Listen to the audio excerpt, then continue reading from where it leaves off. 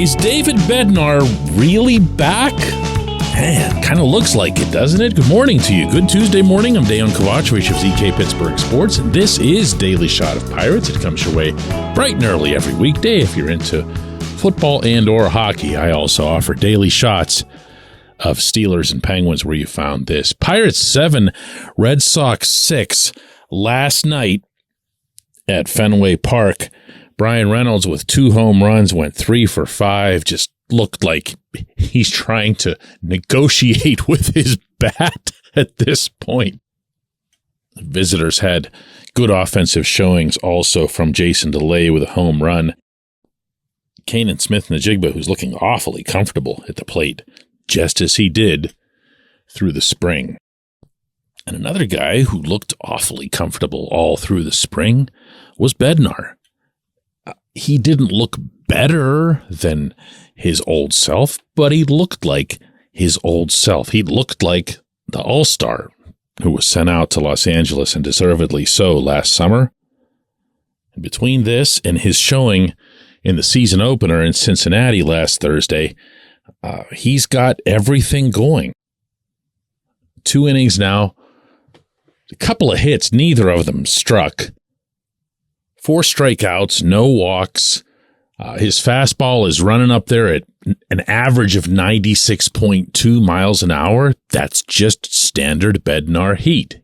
He's also keeping batters honest by utilizing his slider and splitter, and it's coming with a comfort level. He's had a guy on base in each of his 2 appearances, and he's completely shrugged it off. And if you'll recall, in the second half of last season, after he either wore down, depending on who you believe, and I have my sources who strongly suggest that he did exactly that, or he, maybe wasn't as good as what you saw in the first half, and maybe we were all just getting a little bit too far in the process to be anointing him the next this or that. Well, this here, these 2 games and that spring training that he just had were nothing other than a replication of the first half. And that's such a positive. I'm a little surprised, actually, but maybe I shouldn't be, that Bednar's seemingly not been the focal point of any real discussion about this team. It's almost like everybody's just kind of taking it for granted. Oh, yeah, Bednar, yeah, he's fine. I don't know, maybe it's the Yinzer thing or whatever. Hey, he's one of us. Yeah, he'll be fine. Knock him down, he gets back up. Well, I'm not going to declare him out of the woods by any means. That was a pretty rough slog there for a while in 2022. But I'm way more inclined to look at him as just being that guy. You don't have to be more than that. He is one of us. He's going to be someone who just shows up for work that day, puts in the best effort that he can, and then pumps his fist, and then after that, pumps an iron, or whatever other metaphors you care to use. I loved his demeanor in Bradenton. Being around him, there was no fuss, there was no concern, there was no fretting over this or that or worrying about how he might respond if something, nothing, zero. He was just himself. And the same thing applied in Cincinnati after the save. And here, just listen to him last night in Boston after the game when asked how it felt, not only for him, but really for the whole bullpen to pick up for Johan Oviedo's rough first inning. I think anytime they grind out their whole game, so come in there with opportunity to finish off and finish out a win is huge. There it is. That's Bednar. That's just who he is.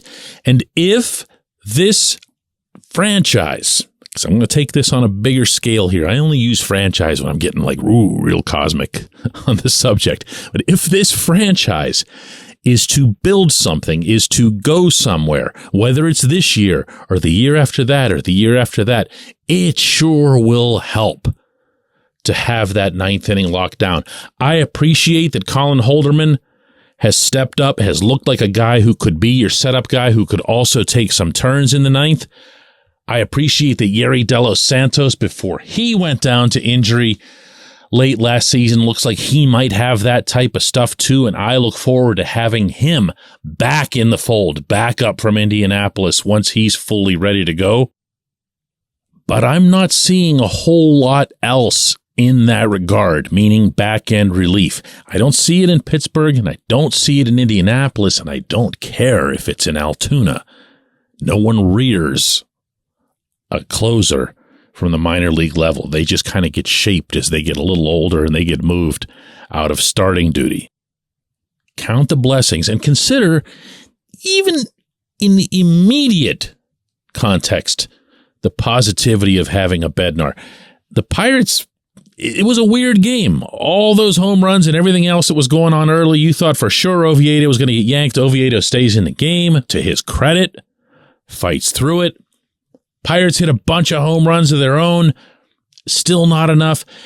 But then you get to the later innings, and it's just sitting there. It was 7-5, then it was 7-6, and then you're going, really? Come on, just somebody put together a couple of quality innings here and shut it down. Well, Holderman does that. And then Bednar does the hardest job. And it's the kind of thing that can just, what's the word I'm looking for here? Stabilize. It can stabilize the entire process. We'll see. We'll see how it goes. But very, very nice start for a very, very important piece. When we come back, J1Q. This portion of Daily Shot of Pirates is brought to you by our friends at North Shore Tavern. That's directly across Federal Street from PNC Park. It's home of Steak on a Stone, an eating experience, underscoring the word experience. The steak is brought to you partially cooked on an 800-degree stone, and you do the rest. It's a ton of fun, it's a great meal, and it's a baseball atmosphere like no other in Pittsburgh. North Shore Tavern, right across Federal Street from PNC Park.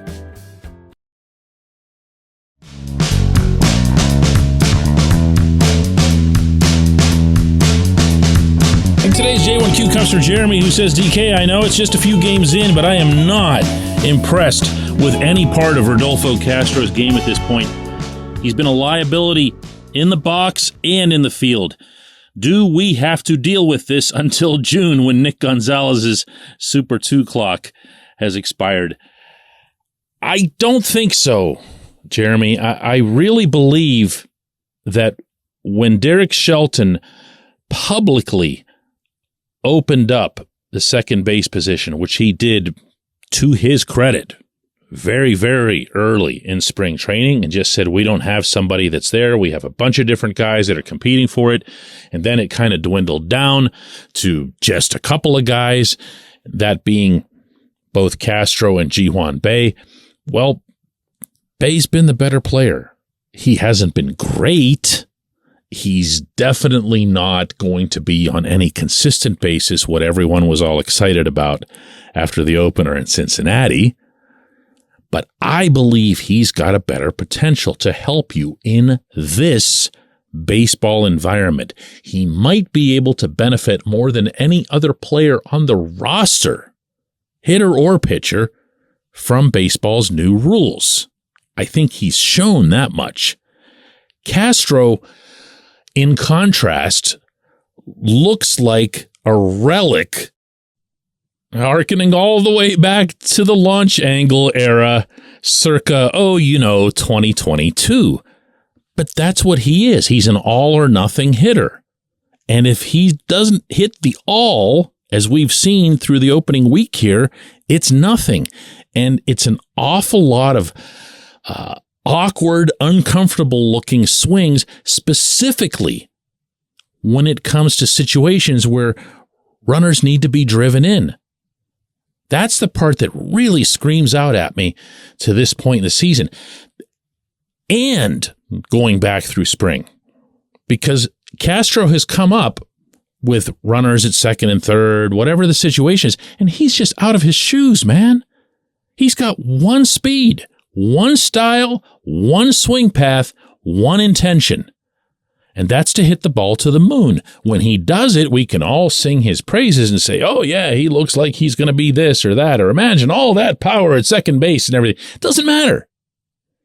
Doesn't matter.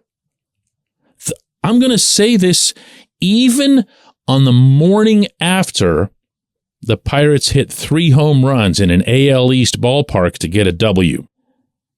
Because I believe this. For this team to succeed in this calendar year, the offense is going to have to look a whole lot more like what it did in the opener in Cincinnati than what it did last night. Now, never mind what it did in the other 2 games in Cincinnati, which was nothing on either front. But it's going to have to be a lot more about get on base, push the envelope a little bit on the base paths, move a guy up, get yourself some contact. Let the big boys hit the home runs. Let the home runs go to Reynolds and O'Neal Cruz and Carlos Santana once he gets going. But almost everyone else had better be prepared to just do their part. If Castro has that capability, I haven't seen it. That's what bugs me the most.